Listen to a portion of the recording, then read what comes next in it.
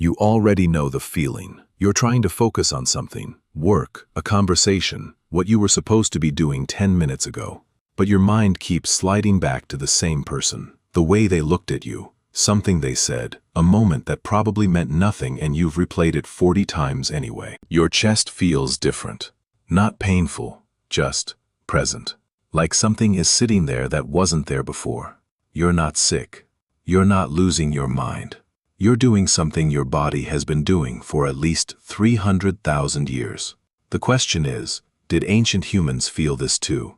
Not attachment, not partnership, not the practical bond of two people who needed each other to survive.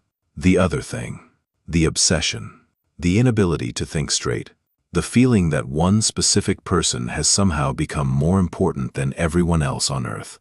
Did that exist before cities, before poetry, before the word love was ever spoken by anyone? The answer is yes. And the evidence for it changes how you understand every relationship you've ever had. Let's start with what's actually happening inside you when you fall in love. Because this isn't poetry, this is biology. In 2005, neuroscientist Helen Fisher put people who described themselves as newly in love inside an fMRI scanner and showed them a photograph of the person they were obsessed with. What lit up wasn't the emotional centers of the brain, it was the reward system. Specifically, the ventral tegmental area, the same region that activates during cocaine use. Romantic love, at the neurological level, is not an emotion. It's a drive, like hunger, like thirst. Fisher ran this study across cultures. Americans, Japanese, Chinese participants, people who had grown up in completely different societies with completely different ideas about relationships. The brain response was identical. Same regions, same intensity, same pattern. Which means this drive didn't come from culture. It didn't come from Shakespeare or Hollywood, or your parents' relationship. It came from somewhere much older. And if it's that deeply wired into the human brain, it didn't start in the last few thousand years. It started long before anyone was writing anything down. But here's where it gets interesting. Because for most of the 20th century, anthropologists assumed that romantic love, the intense, specific, obsessive kind, was a Western invention. A story wealthy societies told themselves once they had enough food and security to stop worrying about survival and start worrying about feelings. That assumption collapsed in 1992. Anthropologist William Jankowiak and Edward Fisher conducted the first systematic cross-cultural study of romantic love. They examined 166 cultures from around the world, hunter-gatherers, early agricultural societies, nomadic groups, isolated island communities.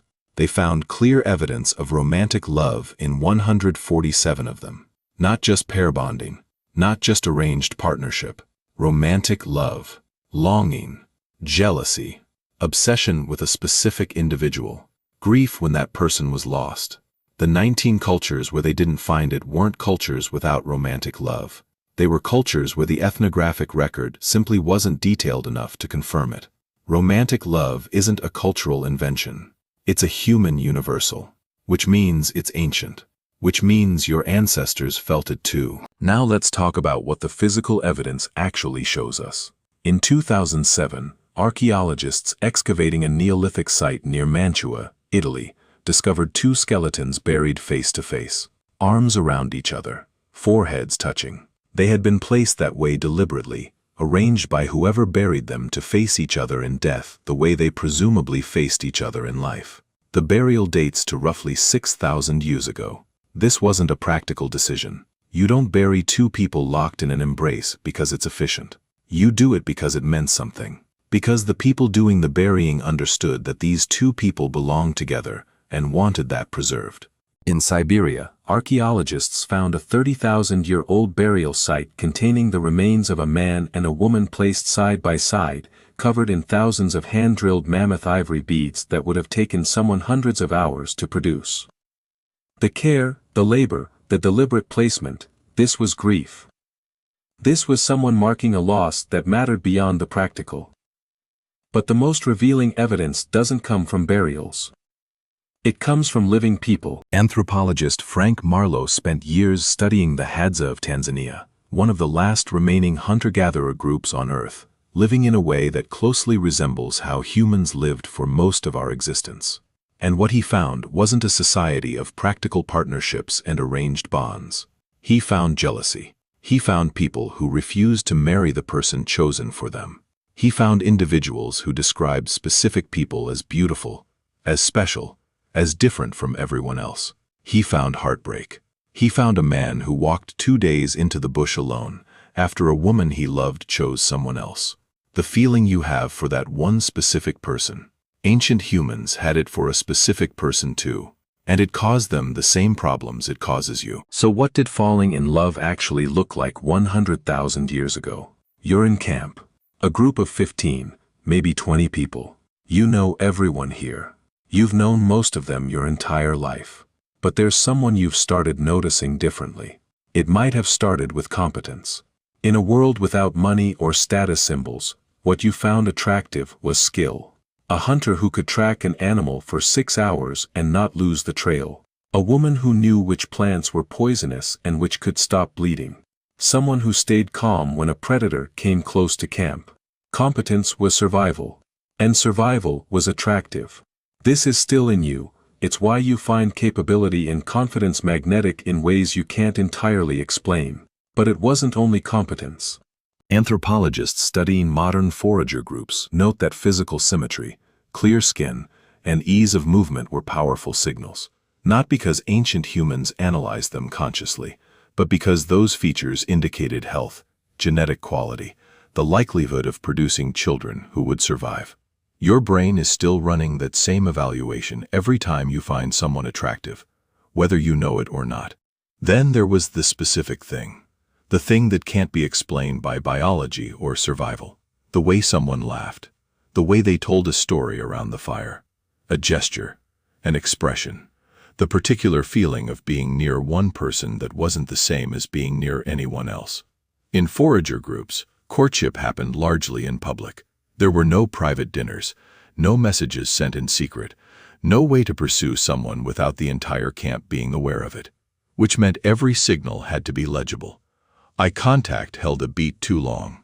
A joke aimed specifically at one person, finding reasons to work near someone, to walk back from the river at the same time. And the group had opinions. This is the part modern people find hardest to understand. In a small band of 20 people, who paired with whom was everyone's concern. A poor match, 2 people who fought constantly, or a pairing that pulled someone away from their obligations to the group, destabilized everyone.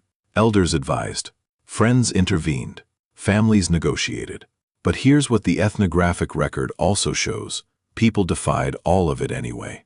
The Hadza have accounts of individuals who refused matches arranged by their families and chose their own partners instead. The Jawansi have stories of people who left their entire band to follow someone they loved to a different group. Hunter-gatherer societies across the world show evidence of elopement, of persistent pursuit against social pressure, of people who decided that what they felt for one specific person was worth the cost. That hasn't changed either. There's one more thing worth understanding. Helen Fisher's fMRI research didn't just look at people who were newly in love. She also scanned people who had just been rejected, who had just lost someone they were obsessed with. The same reward regions lit up. Desperate, searching, craving activity, identical to addiction withdrawal. Your brain in heartbreak is chemically indistinguishable from a brain being deprived of a substance it has come to depend on. Which means heartbreak isn't metaphorical. It is a physical state of deprivation. And ancient humans felt it in exactly the same way. The man who walked 2 days into the bush alone after the woman chose someone else. He wasn't being dramatic. His brain was in withdrawal. The same withdrawal you felt. The same withdrawal humans have felt for 300,000 years. Lying awake, staring at a fire instead of a ceiling. Thinking about someone who wasn't thinking about them. Here's what this means. The feeling that seems most personal to you. The one that feels like it belongs only to you and one other specific person. Is one of the oldest experiences in the human species. Your ancestors felt it in caves. They felt it on open savanna. They felt it huddled around fires in the middle of ice ages. In camps with no walls and no privacy. With 20 people watching, and everyone having an opinion. They fell in love with the wrong person. They loved someone who didn't love them back. They chose someone the group disapproved of, and paid the social price. They lost people they loved, and walked alone into the dark to grieve. They were you. In every way that actually matters, they were exactly you. The apps are new. The language is new. The privacy is new. But the thing happening in your chest right now, the thing that makes one person different from every other person on Earth, that is 300,000 years old, your body doesn't know it's today. It is running ancient code, the same code that has been running since the first human being looked at another human being and felt the specific, irrational, overwhelming certainty that this one is different. That feeling didn't start with you. It started with them, and it has never stopped. If this changed how you think about love, even slightly, drop a comment below. I want to know which part stayed with you. Subscribe for a new video every week. And if this was worth your time, you know what to do.